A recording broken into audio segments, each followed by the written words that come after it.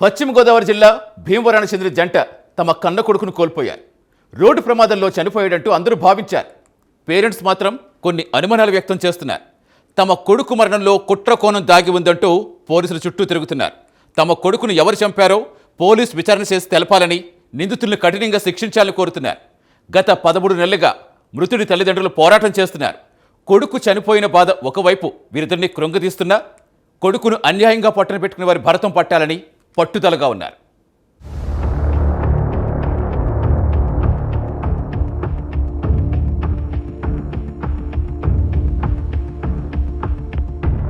పశ్చిమ గోదావరి జిల్లా Bhimavaram అడ్డవంతెనలో cosmo club దగ్గరలో గత సంవత్సరం ఓ రోడ్డు ప్రమాదం జరిగింది.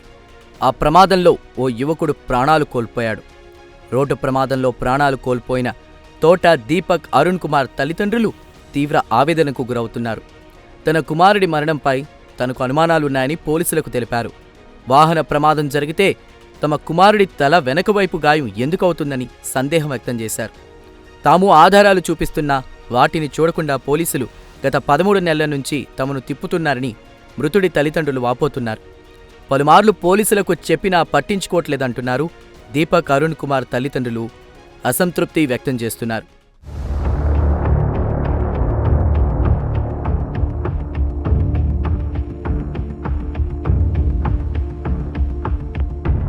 ప్రమాదం జరిగిన చోట కనీసం వేరే వాహనం ఏదీ లేదని, అసలు ఆ రోజు తను మోటార్ సైకిల్ వేసుకుని వెళ్లలేదని, అక్కడ ప్రమాదం జరిగిన ఆనవాళ్లు సైతం లేకపోవడం, Deepak Arun Kumar mobile phone accident ప్రమాదంలో లేకపోవడం, మరుసటి రోజు తన ఫ్రెండ్ తీసుకొచ్చి ఇవ్వడం పలు అనుమానాలకు తావిస్తున్నాయి. తమ అనుమానాలను నివృత్తి చేయాలని, ఈ కేసును త్వరితగతిన విచారణ చేసి తమ కొడుకు మరణానికి కారకులను శిక్షించాలని మృతుడి తల్లిదండ్రులు కోరుతున్నారు. గౌరవనీయులైన ముఖ్యమంత్రి గారికి నా బాధ మీకు అర్థమవుతుందని మీడియా ముందుకు వచ్చి చెప్తున్నాను. నా కుమారుడిని కొట్టేసి పడేసి యాక్సిడెంట్ అని చెప్పి నిరూపించడానికి ప్రయత్నం చేస్తున్నారు. అలాగే నన్ను ఎస్పీ ఆఫీస్ చుట్టూను డిఎస్పీ ఆఫీస్ చుట్టూ తిప్పుతున్నారు.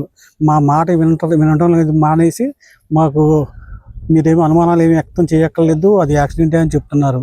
మేము ఇచ్చిన రుజువులు కూడా చూడకుండా 13 నెలల నుంచి మమ్మల్ని తిప్పుతున్నారు.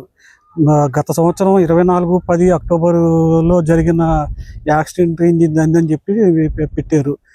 క్రైమ్ నెంబర్ 264గా నమోదు చేశారు. ఎటువంటి విచారణ చేయకుండానే, ఎటువంటి ఎంక్వైరీ చేయకుండానే వారు ఇష్టం వచ్చినట్టు వాళ్ళు మాట్లాడుతున్నారు. దీని గురించి ఎవరు పట్టించుకోవడం లేదు. న్యాయం అయితే జరగలేదు.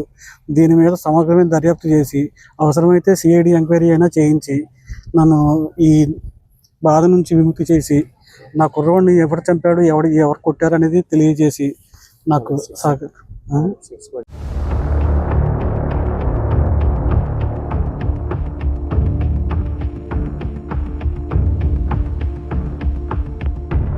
తోట దీపక్ అరుణ్ కుమార్ తల్లి తన కొడుకు మృతి పట్ల అనుమానం వ్యక్తం చేశారు. అరుణ్ స్నేహితుల్లో ఓ 3 వ్యక్తులు మర్డర్ చేశారని ఆమె అనుమానం వ్యక్తం చేస్తున్నారు. ఈ కేసును సరైన రీతిలో దర్యాప్తు చేపట్టాలని ఆమె కోరుతున్నారు.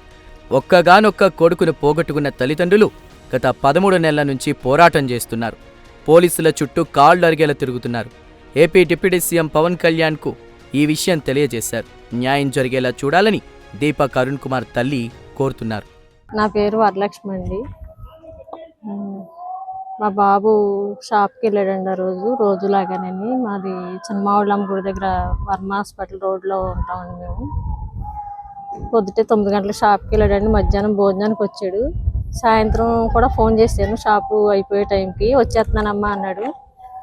రాలేదండి. సరే వస్తాడు కదా అనేసి నేను ఊరుకున్నాను. 9:30కి 9:45కి నాకు ఫోన్ వచ్చిందండి, మీ అబ్బాయి పడిపోయాడు బండి మీద నుంచి అని. నేను బాబుని కేకలేసుకుంటా బయటకు వెళ్ళేటప్పటికి మా చిన్నపిల్లడు ఎదురొచ్చి ఎక్కించుకెళ్ళాడండి. ఎక్కించుకెళ్ళి వర్మ హాస్పిటల్ అప్పటికే జాయిన్ చేసేసారు. నేను చూడలేకైతే బయట కూర్చుని ఏడ్చానండి. నేను చూడలేదు అసలు. మా ఆయన గారు వచ్చి బాబాయ్ అని చూడలేము, మనం లోపలికి వద్దని నన్ను బయటకు లాక్కొచ్చేసారు. ఇంకా మేము అక్కడ నుంచి ఇక్కడ కాదు మనం భీమవరం హాస్పిటల్కి తీసుకెళ్ళిపోదామని భీమవరం హాస్పిటల్కి తీసుకెళ్ళిపోయామండి. తీసుకెళ్తే బ్రెయిన్ ఆపరేషన్ చేయాలన్నారండి. అక్కడ చేయాలంటే అప్పుడు 1,25,000 కట్టి ఆపరేషన్ చేయమని జాయిన్ చేసామండి. 2-3 రోజులు పోతేనే కానీ చెప్పలేమమ్మా అని చెప్పారు డాక్టర్ గారు. అలాగే అని ఎంతైనా పర్వాలేదని, నాకు పిల్లోడు బతికితే చాలని మేము అలాగే ఉంచామండి హాస్పిటల్లోని. అయినా మాకు బిడ్డ దక్కలేదండి. మేము ఇంటికి తీసుకురాకముందే మాకు కొన్ని విషయాలు తెలుస్తున్నాయి, కానీ అలా ఎందుకు అవుద్దిలే అని మేము అనుకుని మేము ఊరుకున్నాము. మా చుట్టాలందరూ వచ్చి ఇది హత్య అని అందరూ చెబుతుంటే మీరేమో పడిపోయాడని చెబుతారేంటని మమ్మల్ని పెద్ద పెద్ద కేకలేసి ఇచ్చేసారు. అయినా కూడా మేము అప్పటికి కూడా నమ్మలేదండి, ఫ్రెండ్స్ ఇలా చేస్తారా అన్న ఆలోచనలోనే మేము ఉండిపోయాము. కానీ ఆ ఫ్రెండ్సే ముగ్గురే చేశారని మాకు అందరూ చెప్పారండి. ఆ ముగ్గురు పిల్లల మీద మాకు అనుమానం అండి. తీసుకెళ్లి జాయిన్ చేసింది ఆ పిల్లలే, ఆడు కూడా ఉన్నది కూడా ఆ పిల్లలే. ఆ ముగ్గురు వల్ల ఏదైనా అయ్యిందని మాకు అనుమానం.